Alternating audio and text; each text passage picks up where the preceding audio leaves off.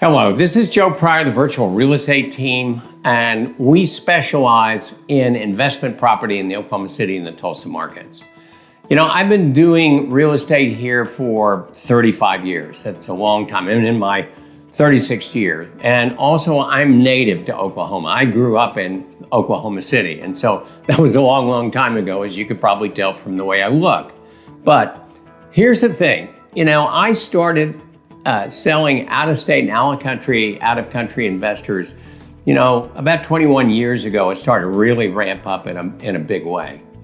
And, you know, if I looked at the Oklahoma City and Tulsa markets at that time, there were vast areas of agricultural land just sitting there. I mean, you could find 340 acres of land that you could buy at a pretty reasonable price, because the law of supply and demand in capitalism is if you have a lot of supply, then basically you're going to have to compete against a lot of other folks trying to sell their land. That was the way it was 21 years ago, but today that hasn't existed.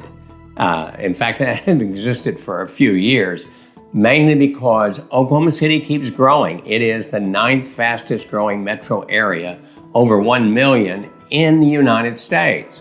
And because of that, you got to have housing. You've got to build new subdivisions in order to keep up with the population growth.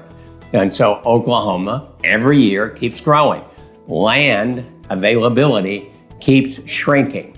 And so what is happening to Oklahoma in the major cities is what's happened in California and in Texas and in Nevada and Arizona and Georgia, Florida, everywhere else where you have a lot of population.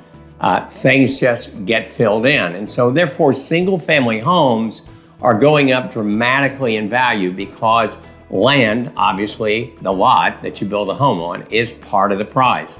You know, when I first started in real estate, 10 to 15% would be the normal cost of the land in terms of the total cost of the property that you're buying.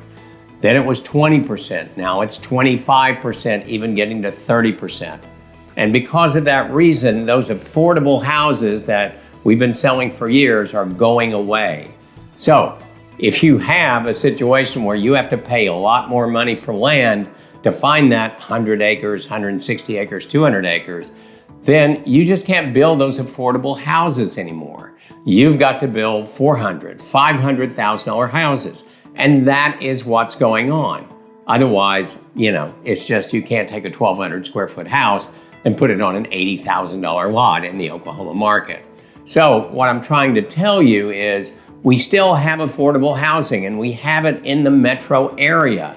You know, we do have some things in the feeder cities, the outlying cities, because of affordability, but this is not going to last very much longer. If you want single family homes at a reasonable price, $220,000, and compare that to $428,000, which is the median price of a home in the United States, and that has got to go away. It just cannot continue.